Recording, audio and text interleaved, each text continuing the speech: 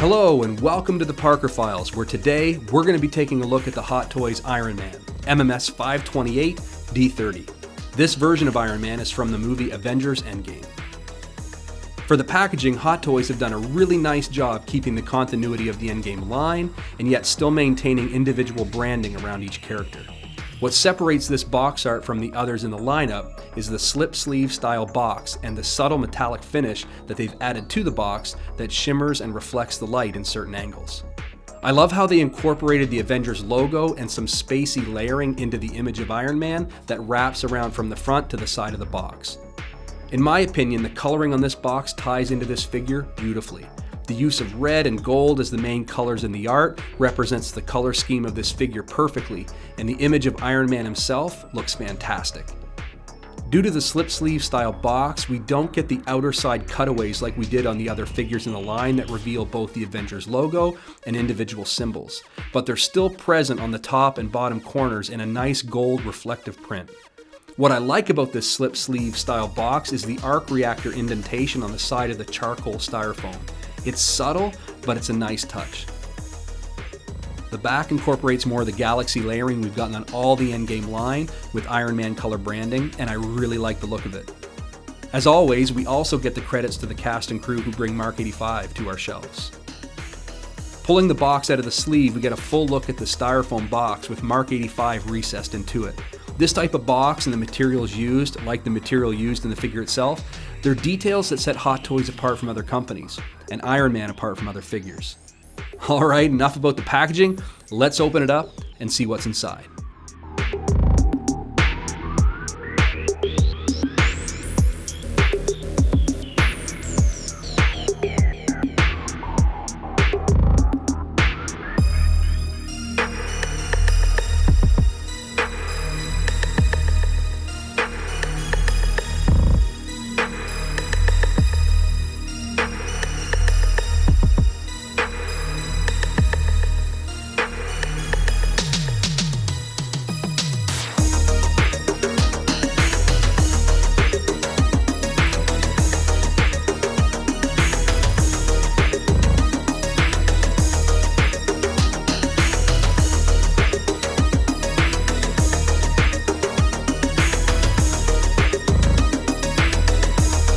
Here we have Iron Man out of the box, and I have to say, this figure is a beast and I absolutely love it.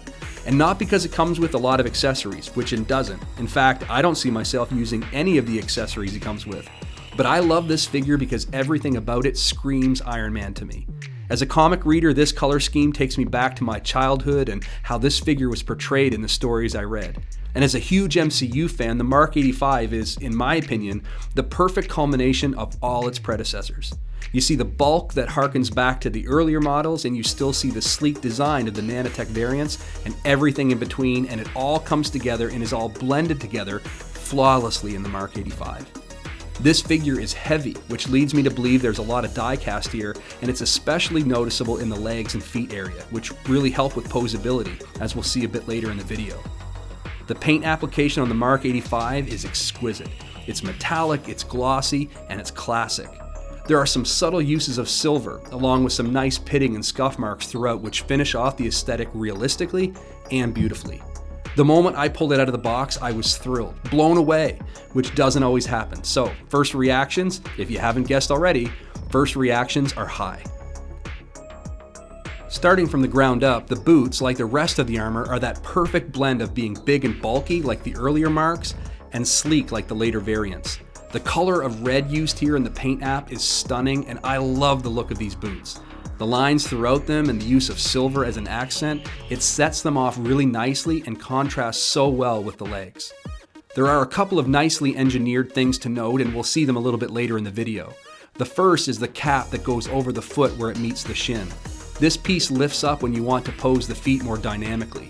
I was surprised to see this move at first because it looks so seamless. And the second thing to note is that the back heel also separates, again, aiding poseability, and yet it's almost impossible to notice when in a static pose.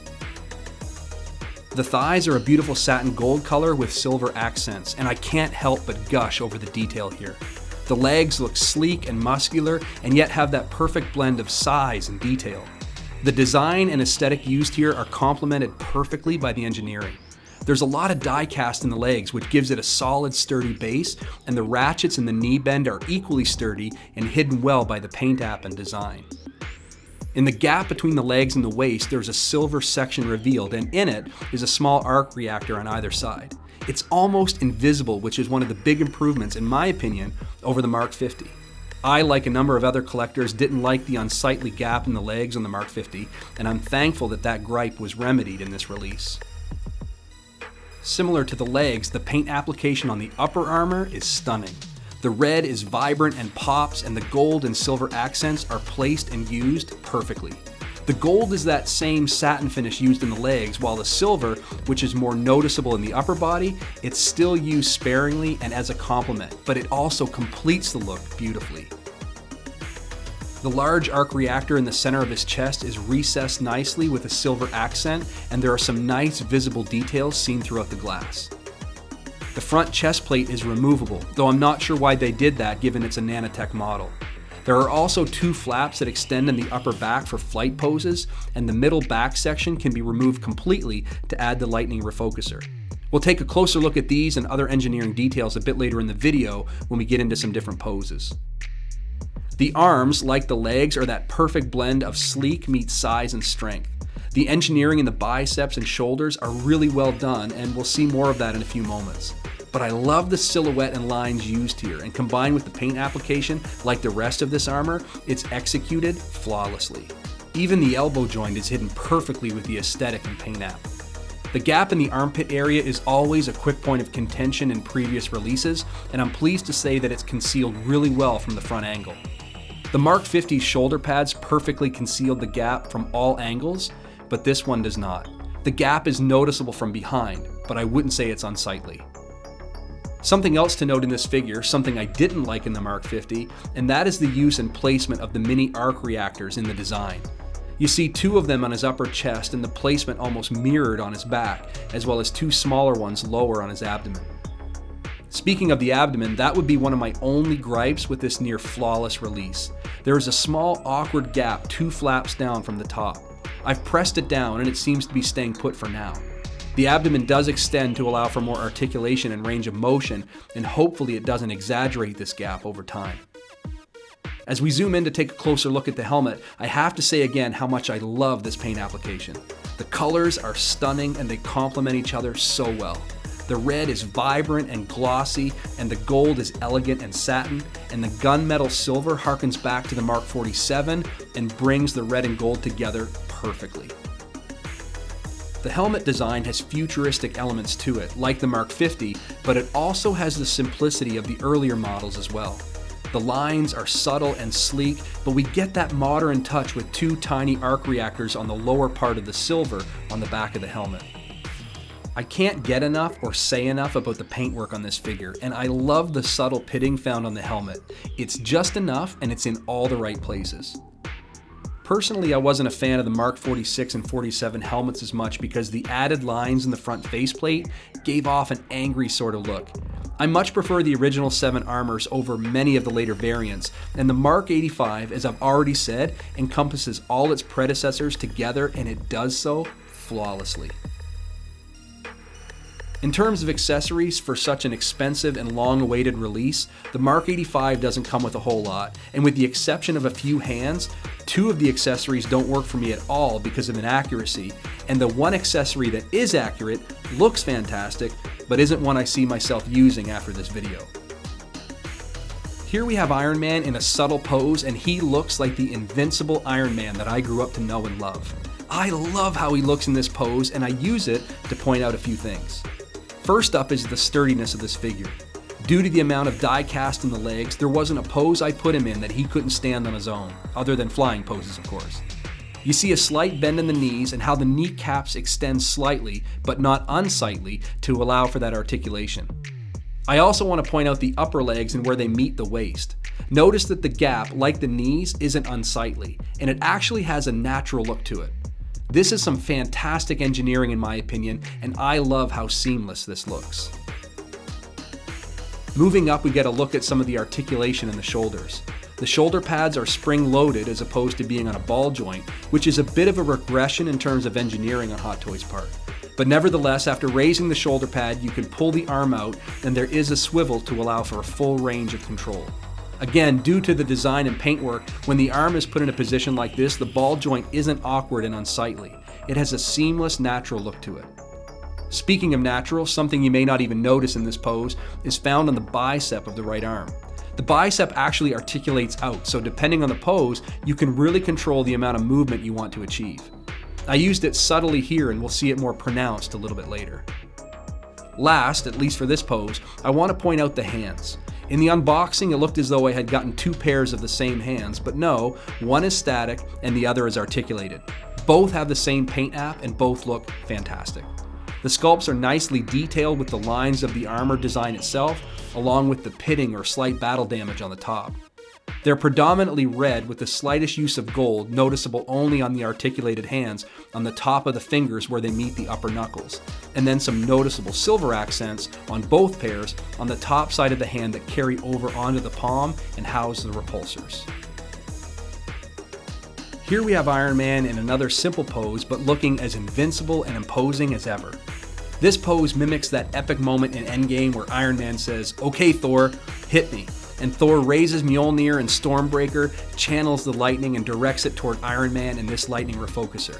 It was such an awesome moment in the film, and Hot Toys does that moment and the weapon justice with this accessory. Before we get a closer look, I do want to point out that even with this sizable accessory attached, due to the die-cast present in the legs, Iron Man can still stand on his own without the stand, which for me at least is a huge accomplishment because I tend to only use stands if they're diorama stands or for figures in flight poses. Moving on to the lightning refocuser, this accessory, this starfish, well, it's almost big enough to turn Iron Man into Doc Ock. I have to say, it looks incredible. To attach it, you simply remove the back plate and there are 3 small plugs that attach it. Sometimes I wish accessories like this were magnetic, but at the same time with one this big, I'm glad it's not because I could see it eventually scratching the paint on the figure. But thankfully there's no worries of that here, and speaking of paint, like the rest of the figure, the paint app and detail on this accessory, it's stunning. As you can see, it's predominantly red, but unlike the rest of the figure, it's the silver that is the more noticeable secondary color as opposed to the gold. And all together, the contrast works really, really well.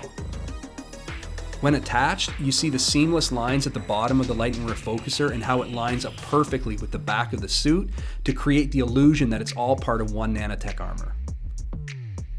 The back of the lightning refocuser doesn't harness lightning, but it does reflect black lights, which is a cool thing to note, but I don't see a scenario in which that would ever be something I would take advantage of. Something else to note is that the attachment doesn't have any articulation, which again, even if it did, it isn't something I would see myself leveraging. This in and of itself captures the iconic moment in Endgame and is far and away the only accessory the Mark 85 comes with that I could see myself using.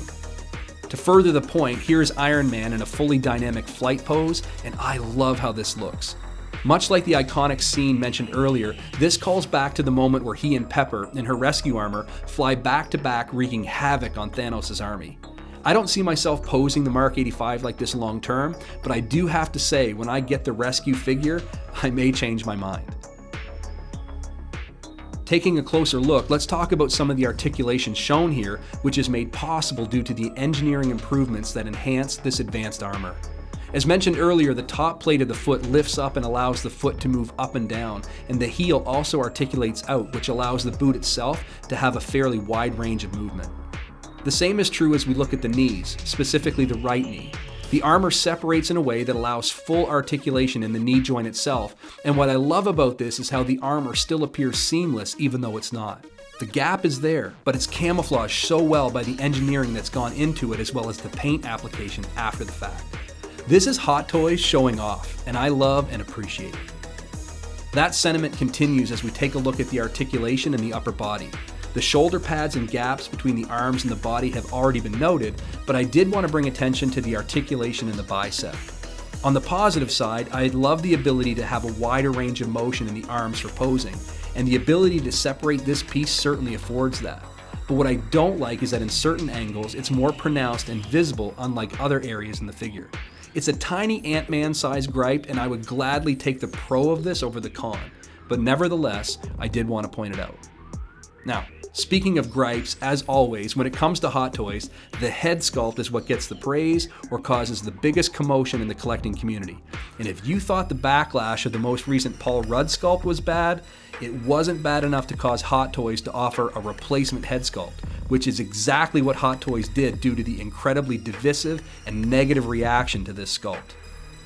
Do I personally think this head sculpt deserves that level of negativity? I do. Not because it's that bad, but because it's that different from what was expected. In the case of the Paul Rudd sculpt, we didn't get an image prior to pre-ordering or purchasing, but in this case, we did. We were given an image, and this sculpt in hand is completely different from that. Now, that said, I don't think this sculpt is as bad as people say it is. It's just different from what we were told and sold on. Setting aside that expectation and taking a look at this sculpt in and of itself, I have to say, in certain angles, it's 100% Robert Downey Jr. The only problem, at least in my opinion, is the term certain angles applies to every single angle except dead on. From the sides and certainly from behind, it's Tony Stark. But something is off when looking at this front on, and I still can't quite put my finger on what it is. I think the face is a bit too thin maybe, and the mouth is off a little slightly, but whatever it is, it takes away from the exceptional paintwork and detail found in the eyes, beard, and hair. I don't intend to use this sculpt in the Tony Stark figure in my collection. For now, I intend to use the sculpt from the Mark 50. But as for a rating of the RDJ sculpt from the Mark 85, personally, I'd give this sculpt a 4 out of 10. The last accessory I want to focus your attention on, believe it or not, is in my opinion more useless and inaccurate than the head sculpt. It's the Nano Infinity Gauntlet. And my issue with this accessory has nothing to do with the sculpt, paint app, or detail found in it. It's the fact that we got it at all. It isn't in any way accurate to what happened in the film, so it makes little sense to me as to why it would be included. In the battle damage version that's to come, which I can't wait for, the Nano Gauntlet makes perfect sense. When Tony uses it, his suit is mangled, and so is he, but at no point does he use the gauntlet in this condition. So for me personally, this is not an accessory I will use at any point. I will say that even though I'm not a fan of getting this accessory, I am a fan of how it looks. The arm comes off at the elbow, and the gauntlet, which is attached to another forearm piece, slides over the top bar. The Nano Gauntlet stands out and apart from the other hands, as it should, and there's a lot of detail in such a small piece. The fingers are articulated, it houses the 6 Infinity Stones which light up, and the sculpt and paint app get top marks in terms of quality. As I said, it looks amazing, which again is such a letdown considering it's going to live in the box. Out of all the characters in the MCU, there's no denying that Iron Man is the centerpiece, and so it's only fitting that he be a centerpiece of a collection. The only problem is that over the Infinity Saga, there are so many different versions of the armor that it's tough to have one figure to rule or represent them all. But that said, in my opinion, the Mark 85 does just that. Not only does this suit represent the culmination, completion, and perfection of Tony Stark's ingenuity of the Iron Man look in the MCU, but for Hot Toys, it represents all those things from the perspective of their art. The paint application and engineering shown in this figure truly serves as the culmination of all their ingenuity in the previous die-cast Iron Man figures. And so the Mark 85, at least in my opinion, regardless of my thoughts on the head sculpt and Nano Gauntlet, the Mark 85 to me is the perfect Iron Man figure. So, all in all, after looking at Iron Man Mark 85 and everything that he comes with, I'd rate this figure a perfect 10 out of 10. I hope that you've enjoyed this video and that you want to stay tuned for more. If so, take a second and hit that subscribe button. There'll be more 6-scale figures and diorama reviews coming your way. Until then, stay safe and collect because you can.